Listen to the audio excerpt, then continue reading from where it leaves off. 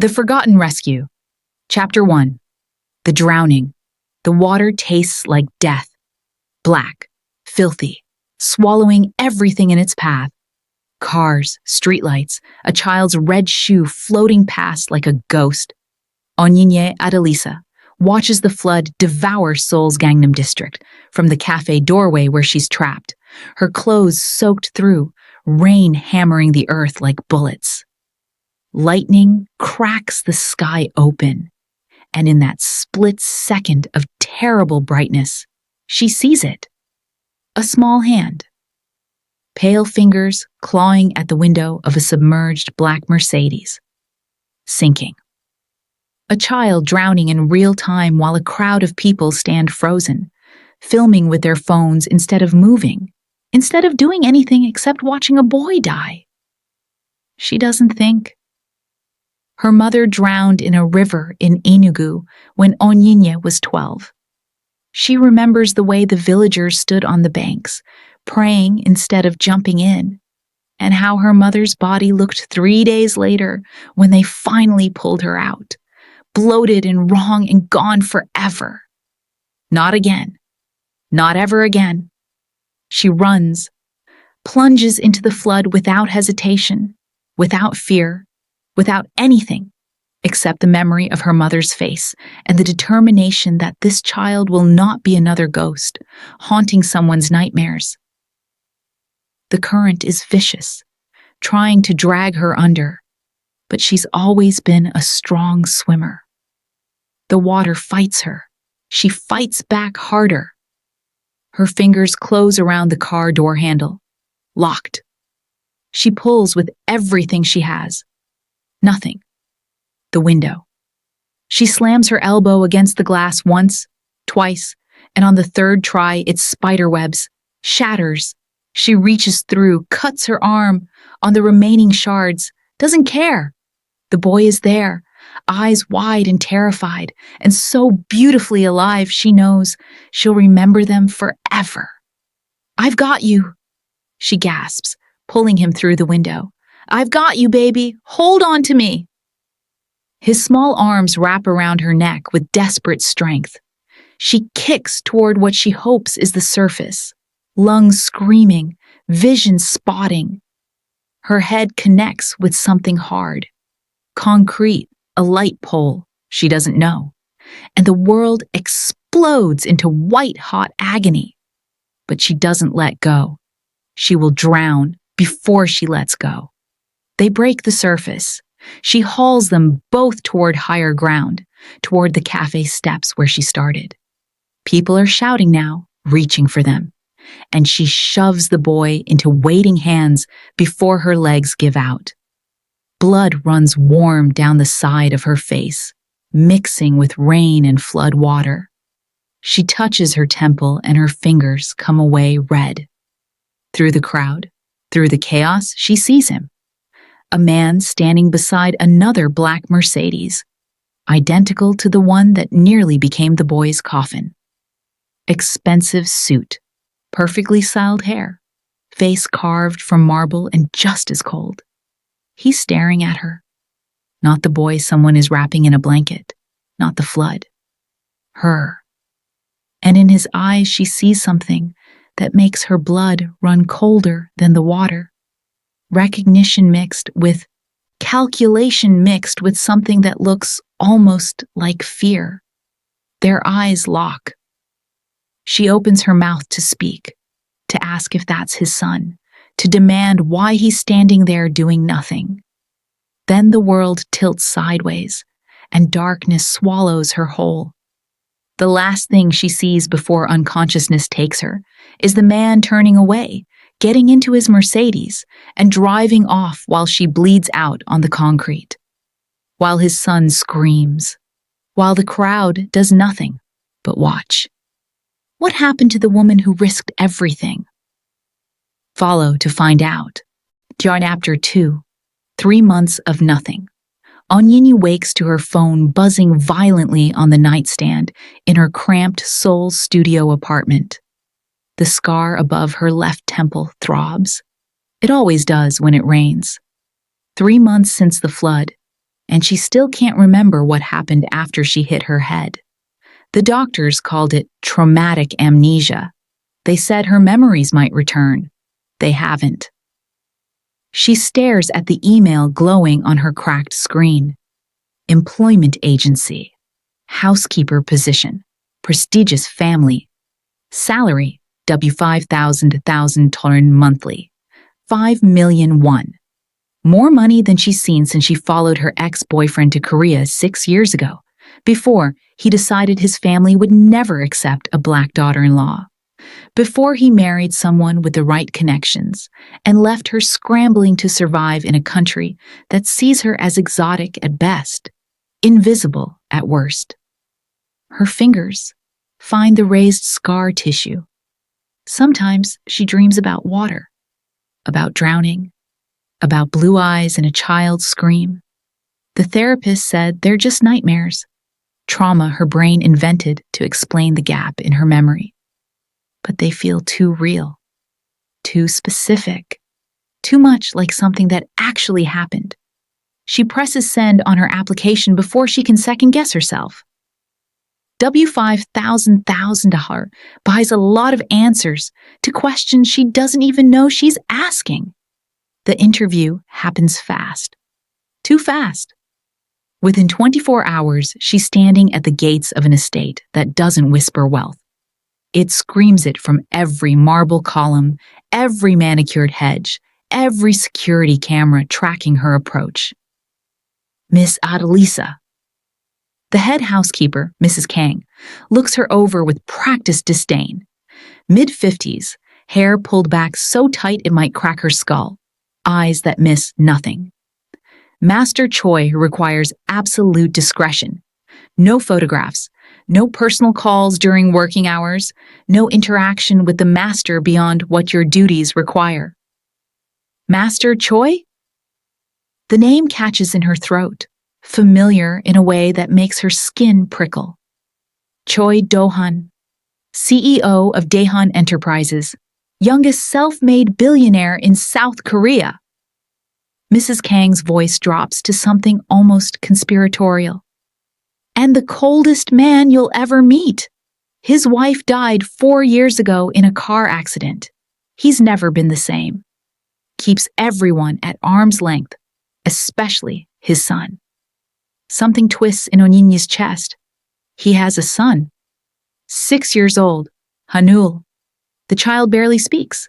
Trauma from witnessing his mother's death. Mrs. Kang's expression softens fractionally. Maybe you can reach him. The other housekeepers couldn't. That's why this position keeps opening up. The word trauma lodges in Onyinye's throat like a stone. She knows what trauma looks like. She's lived with it since her mother drowned, since the flood she can't remember, since every nightmare that wakes her gasping. When do I start? Now. Follow me. Chapter 3.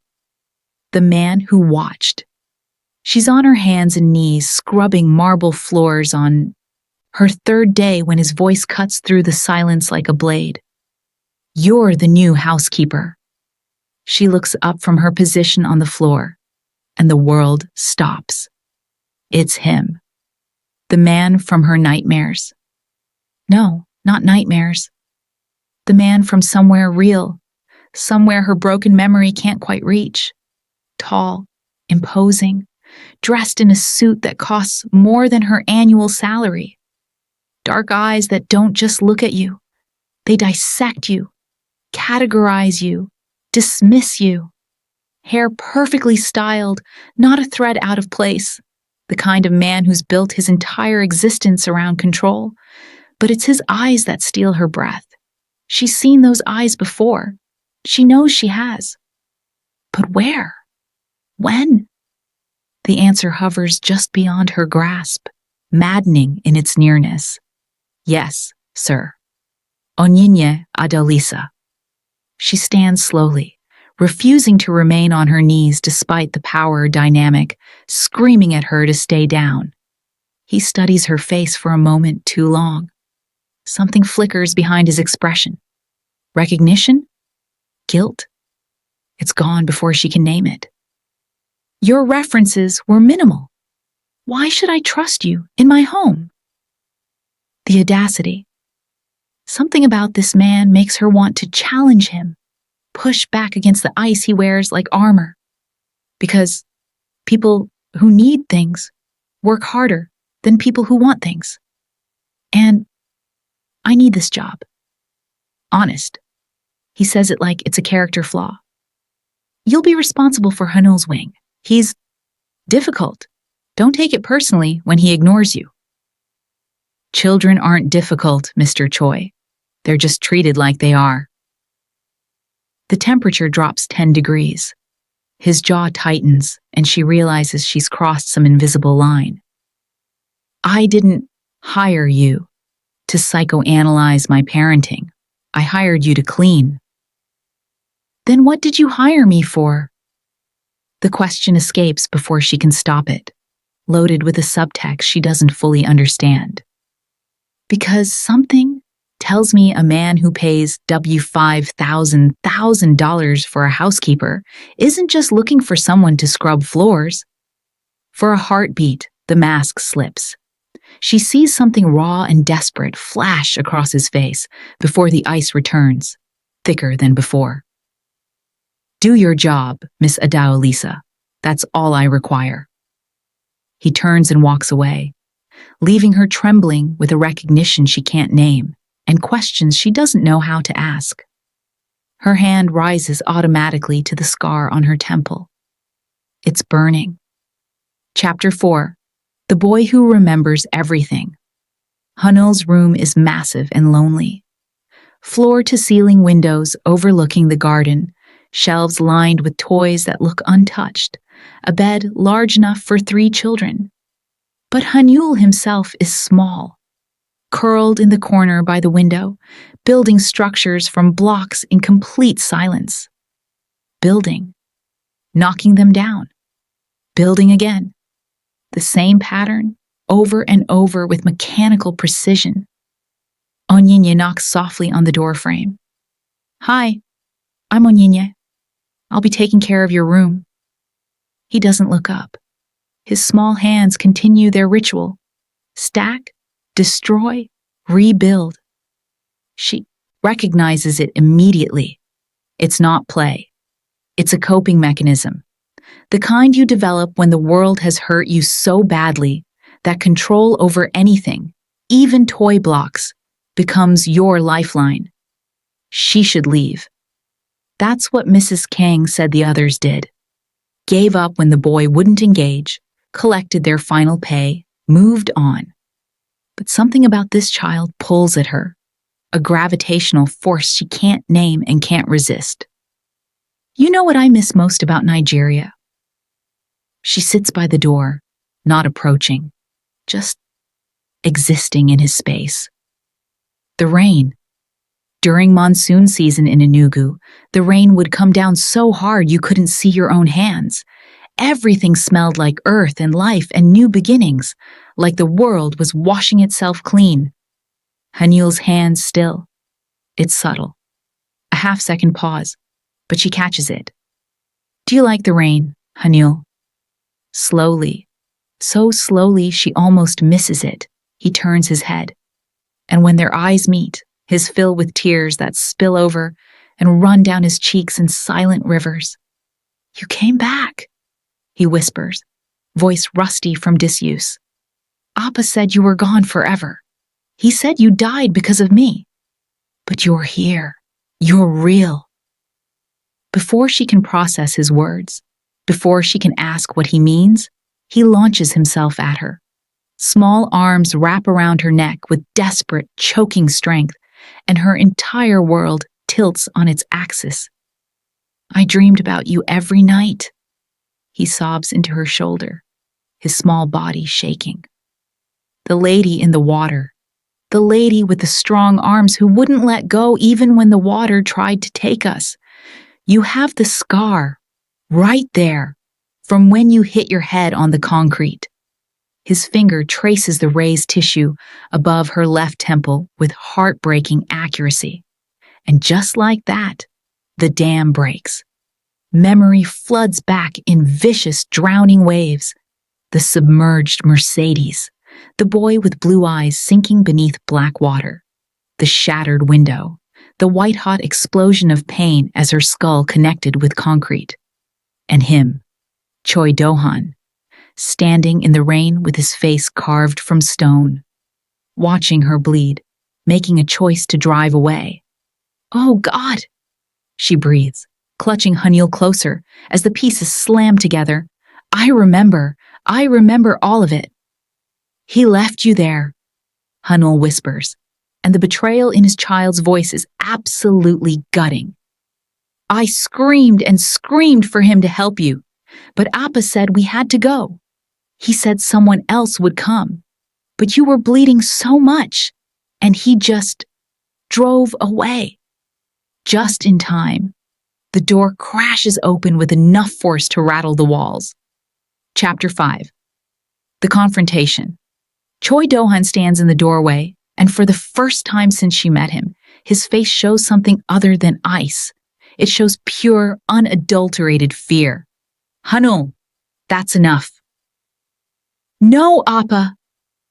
The boy's grip on Onyinye tightens until she can barely breathe. "You lied. You said she died, but she's here and she saved me, and you never even went back to find her.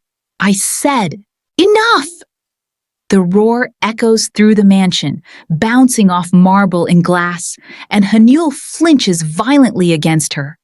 Something protective and feral rises in Onyinye's chest. She stands slowly, carefully, her body shielding the trembling child from his father's rage. "We need to talk, now." "My office. I'm not leaving him. Mrs. Kang will sit with Hanul." His voice is steel wrapped in desperation, and she can see the barely controlled panic in his eyes. "You and I need to have a conversation that he doesn't need to hear. Trust me on this." She wants to refuse, wants to grab this boy and run from whatever dark truth is about to be revealed. But she needs to know. She needs to understand why the man whose son she saved left her to die on wet concrete while a crowd watched and did nothing. She presses a kiss to Hanil's hair, breathing in the scent of children's shampoo and innocence. "I'm not going anywhere. I promise I'll come back to you." It's a promise she doesn't yet know will be tested in ways she can't imagine. Mrs. Kang appears in the doorway, her expression carefully neutral. She gently extracts Hanul from Onyinye's arms, and the boy goes reluctantly, his eyes never leaving her face as he's led away. Onyinye follows Do-han through silent hallways to an office that's all dark wood and intimidation. He pours whiskey with hands that aren't quite steady. The first real crack in his perfect armor. "Why?" The word comes out raw, stripped of everything except pain.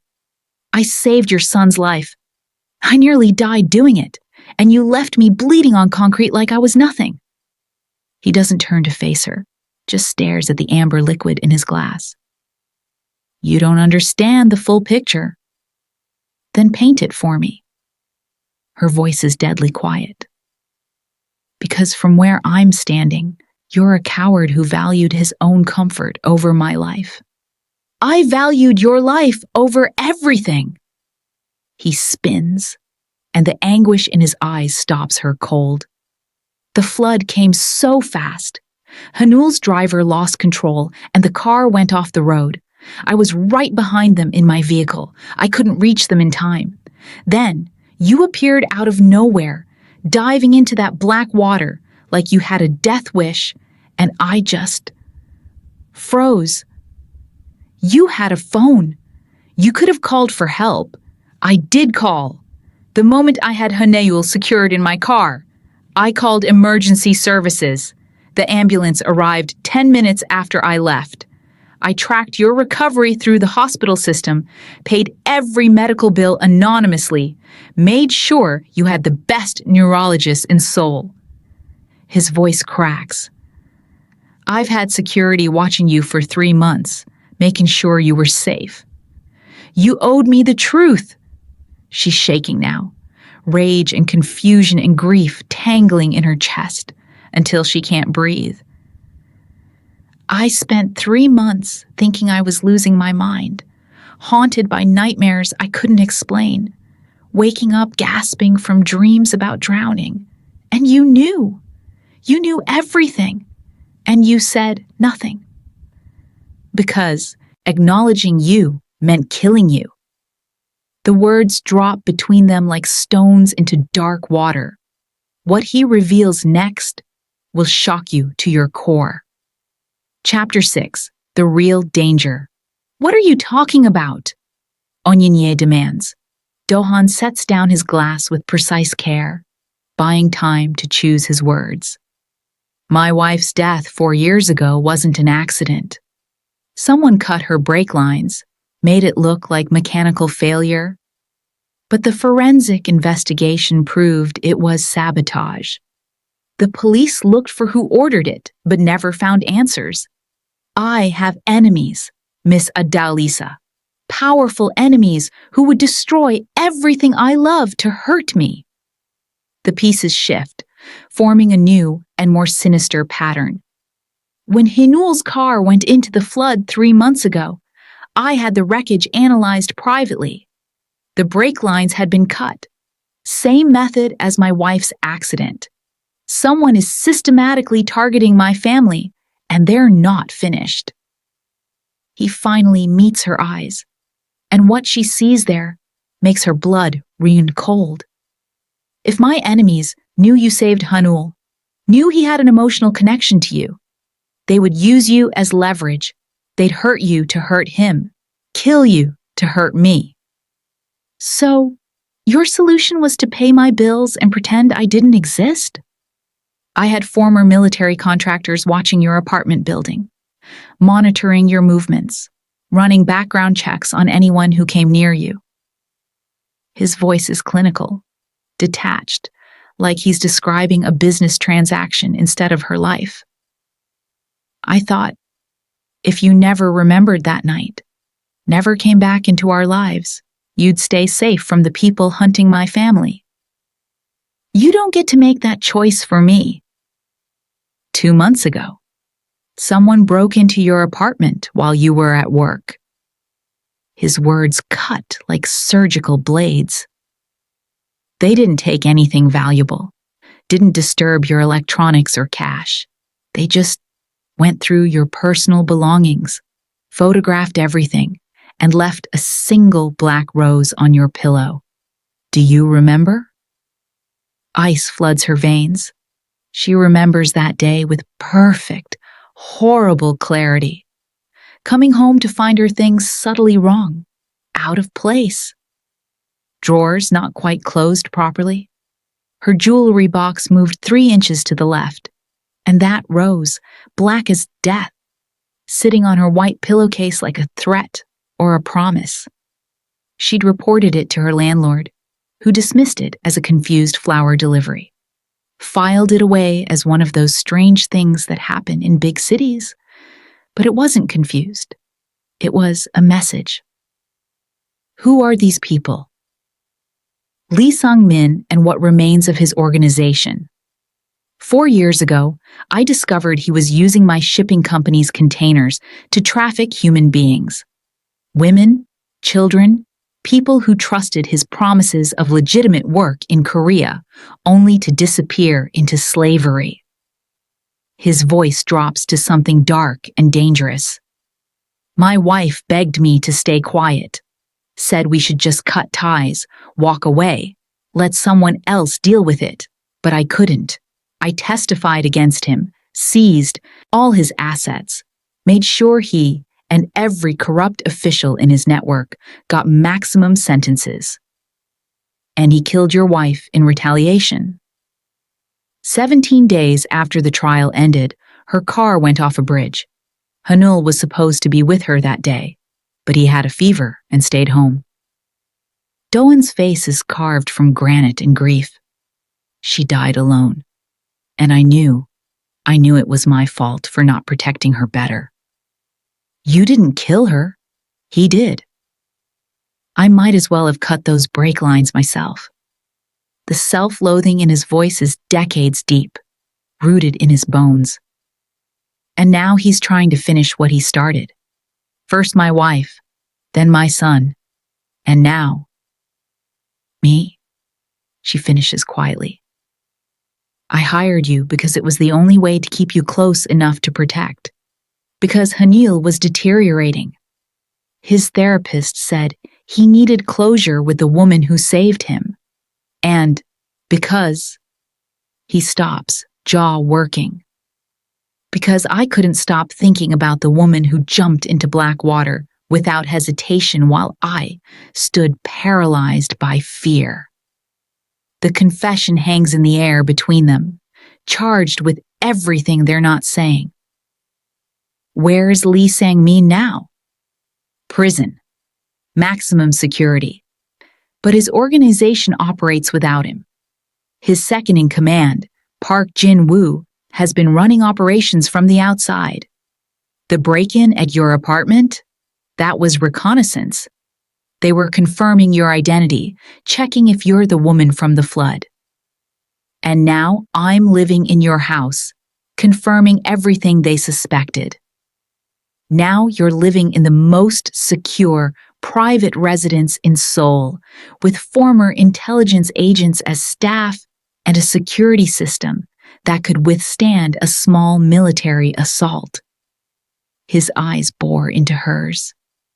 You're safer here than you've ever been. Before she can respond, the lights go out. Chapter 7. When monsters come. The mansion plunges into absolute darkness, not the natural darkness of night, but the complete, disorienting blackness of every light source dying simultaneously. Onyinya's breath catches as Dohan's hand closes around her wrist, firm, urgent, not hurting, but allowing no resistance. Don't move. Don't make a sound. What's happening? The backup generator should have engaged within 3 seconds of power loss. It's been 5 seconds. Someone disabled it. She hears him moving in the darkness, a drawer sliding open with well-oiled silence, the distinctive metallic click of a gun safety being released. Someone cut the power and disabled our failsafes. We're under attack.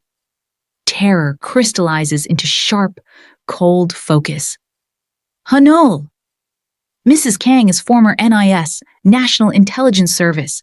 She's trained for this. He's safer with her than with us right now. He's pulling her toward what she assumes is the door, his hand still wrapped around her wrist. My office has a panic room. Reinforced steel, separate air supply, satellite phone. We need to get you inside. Glass shatters somewhere in the mansion. Not the delicate tinkling of a broken cup, but the violent explosion of a window being smashed. A woman's scream cuts through the darkness, then stops abruptly, horribly. Mrs. Kang, Onyinye gasps. The panic room, now, that's an order. But she's already moving, and not toward safety. She rips her wrist from his grip and runs blind through the darkness, her hands trailing along walls, counting doorways by memory and instinct. She navigated hospital emergency rooms during power failures in Nigeria. Darkness doesn't scare her. Helplessness does. Behind her, Dohan curses viciously in Korean and follows. She finds Hanul's wing by counting her steps and feeling for the change in wallpaper texture Mrs. Kang mentioned during orientation. The door is open, swinging on its hinges, which is wrong, all wrong. She bursts into his room and her heart stops. Empty. Completely empty. Toys scattered across the floor like a hurricane passed through. The window shattered, glass glittering in the faint moonlight. And Mrs. Kang's reading glasses crushed on the floor beside a growing pool of blood that looks black in the darkness. No, she whispers. No, no, no, please, no!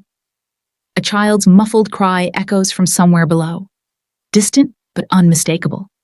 The basement. Dohan reaches her, sees the blood and broken glass, and his face transforms into something primal and absolutely terrifying. They have my son. Then we get him back. Onyinye's voice is steel, wrapped in velvet, and she's moving before he can stop her. See what happens when she faces the monsters in the dark. Chapter 8. Into the Darkness. The basement stairs descend into pitch blackness. Dohan moves first, gun raised in a two-handed grip that speaks of professional training. Onyinye follows so close behind that she can feel his body heat, her hand gripping the back of his jacket for orientation. They hear voices before they see light. Harsh whispers in rapid Korean she barely understands through her still limited language skills. But Hanul's whimper translates in any language. The sound drives ice picks through her heart. The basement opens into an expansive wine cellar, and in the dim glow of emergency lighting, 3 figures dressed in black tactical gear surround a bound and gagged Hanul. Mrs. Kang lies unconscious in the corner, blood matting her gray hair, but her chest rises and falls. Alive, still alive. Choi Dohan. The tallest figure speaks in accented Korean with something that sounds almost like satisfaction. 4 years we've waited. 4 years since you destroyed our organization, put our leader in prison for 30 years, took everything we built over decades. Now we take everything from you. Dohan's gun never wavers, his aim fixed on the man's center mass. Let my son go. Your fight is with me. He's a child.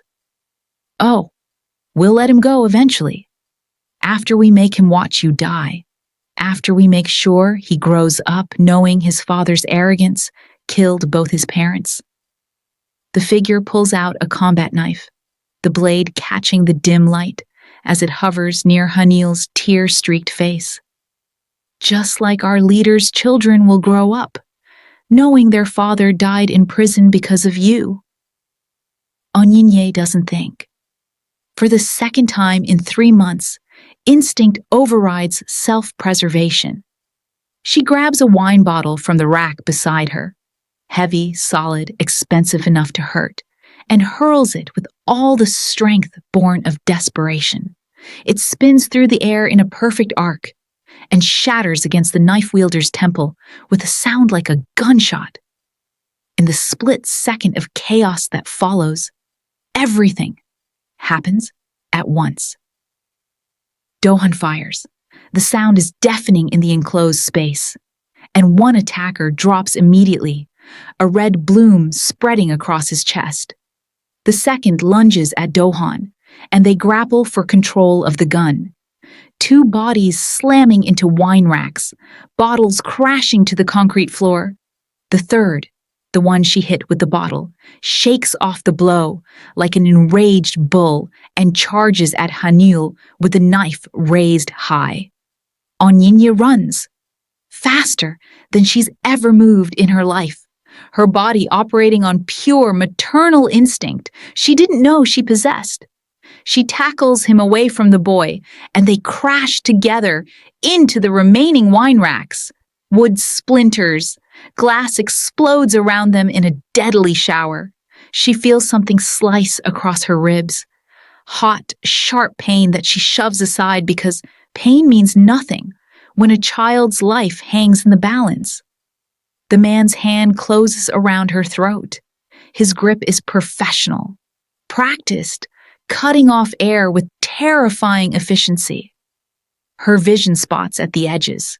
She claws at his face, his eyes anything she can reach, fighting with the desperation of someone who refuses to die in a basement while a child watches. Then his grip goes slack. His eyes roll back. He collapses on top of her, dead weight crushing her chest. Dohan stands behind him, gun still smoking, breathing hard, a cut bleeding above his eye. The second attacker lies motionless behind him. Hanul! Onyinyi gasps, shoving the corpse off her body. She crawls to the boy on hands and knees, leaving a trail of blood from the wound in her side. Her hands shake violently as she unties the ropes binding his wrists, pulls the gag from his mouth. He's sobbing, trembling, but alive. Beautifully, miraculously, impossibly alive. It's okay, baby. I've got you. I've got you. You're safe now. She pulls him against her chest, not caring about the blood. Hers, theirs, she doesn't know anymore. And rocks him like she wished someone had rocked her after her mother died. You're safe. Nobody's going to hurt you ever again. Dohan drops to his knees beside them, one hand on Hanil's head, the other reaching for Onyinye's face with a tenderness that cracks something open in her chest. You saved him again, he whispers, and there are tears cutting tracks through the blood and dust on his face. Choi Dahan, the coldest man in Seoul, is crying. We saved him, she corrects, her voice rough from nearly being strangled. Together. Above them, sirens wail, police, ambulances, the cavalry arriving too late, as usual. Chapter 9. After the storm. The hospital is too white, too bright, too clean after the darkness of the basement. Onyinye's rib wound required 32 stitches. The knife came closer to vital organs than she wants to think about. Mrs. Kang has a severe concussion and 3 broken ribs, but will make a full recovery. Hanul is physically unharmed, but hasn't let go of Onyinye's hand since they arrived. They're in a private recovery room. Dohan pulled strings, made calls in that tone of a man who owns half the city and knows exactly how much power his money commands. Hanul sleeps between them on the hospital bed, his small body finally relaxed in exhausted slumber, his breathing deep and even. Park Jin-woo, Dohan says quietly, staring at his son's sleeping face. That was him. Lee Sang-min's second in command, the man coordinating everything from outside prison walls. He's dead now. The other 2 are dead. The police found evidence of a larger cell, but he trails off, exhausted. But it's over, Onyinye finishes. For now. There might be others. Probably are others. But without leadership, without coordination. He looks at her, and there's something raw and vulnerable in his expression. You were supposed to stay in the panic room. And you were supposed to call for help instead of going in alone. I couldn't let them take him. Neither could I. She meets his eyes. That's what family does. They run toward danger, not away from it. The word family hangs between them, heavy with implications. When I saw you in that flood, pulling Hanul from the water, I froze. Just like I froze when they told me about my wife's accident. Just like I've frozen every time I've been forced to choose between safety and action. He reaches across Hanul's sleeping form and takes her hand, his fingers threading through hers with desperate care. But you never freeze. You see someone drowning and you jump in without hesitation. You're everything I'm not. That's not true. You're everything I need to become. The confession drops between them, loaded with meaning she's not ready to examine. They sit in silence as dawn breaks outside the hospital window, painting Seoul in shades of gold and pink. The city wakes up, unaware that 3 people died in a basement, while a child's life hung in the balance. The world keeps turning, indifferent to individual tragedies and triumphs. What happens now? Onyinye finally asks. Now I make sure you and Hanul are protected. Upgrade security. Maybe relocate for a while until we're certain Park's network is fully dismantled. He squeezes her hand. And I convince you to stay. Not as an employee, not out of obligation. Just stay. Her heart stutters. Dohan, let me court you properly, take you to dinner, bring you flowers, do all the things I should have done instead of hiring you under false pretenses. His thumb traces circles on the back of her hand, and the tenderness of the gesture nearly undoes her. Let me prove that what I feel isn't gratitude or trauma bonding. Let me show you that I've been falling in love with you since the moment I saw you jump into black water for a child you'd never met. The breath leaves her lungs in a rush. You don't know me, she whispers. I know you're brave when everything in you screams to run. I know you love my son like he's your own. I know you nearly died twice to protect our family. His voice drops to something raw and honest. And I know I don't deserve you, but I'm selfish enough to want you anyway. Hanul stirs between them, his eyes fluttering open. When he sees them both still there, holding hands across his sleeping form, he smiles, the first real smile she's seen on his face. You stayed, he murmurs sleepily. I promised I would, Onyinye says, pressing a kiss to his forehead. I keep my promises. Are you going to be my new Iyama? The question is innocent, hopeful, devastating. She looks at Dohan, sees the hope and fear and desperate longing in his eyes, looks at Hanul, sees the trust and love of a child who's already chosen her as family, looks at herself in the reflection of the hospital window, scarred, stitched, bloody, but somehow more whole than she's been since her mother drowned in that river in Enugu. I think, she says carefully, that might be something we could talk about. Someday. Hanil's smile could light the entire city. Chapter 10. New Beginnings. 3 weeks later, Onyinye stands in the garden of the Choi estate, watching Hanil play with a freedom she's never seen in him before. His laughter rings out clear and bright as he chases butterflies through the flowers Mrs. Kang is already planting again. The older woman returned to work with fierce determination, a wicked scar above her eye, and a new security team she personally trained. The arrests came swiftly after that night. Park Jin-woo's network was dismantled completely. The remaining members received life sentences. The investigation revealed years of surveillance, planning, waiting for the perfect moment to strike. That moment came when they learned about the woman from the flood, when their intelligence network discovered that Dohan had been protecting someone, paying her medical bills, watching her from afar. They thought she was a weakness to exploit. They died, learning how wrong they were. You're thinking too hard. Dohan's voice comes from behind her, close enough that she can feel his warmth. He's different now, softer at the edges, quicker to smile, more present with Hanul. The ice has thawed, revealing the man beneath the armor. I'm thinking about my apartment. I've been living here for 3 weeks, and people are going to talk. Let them talk.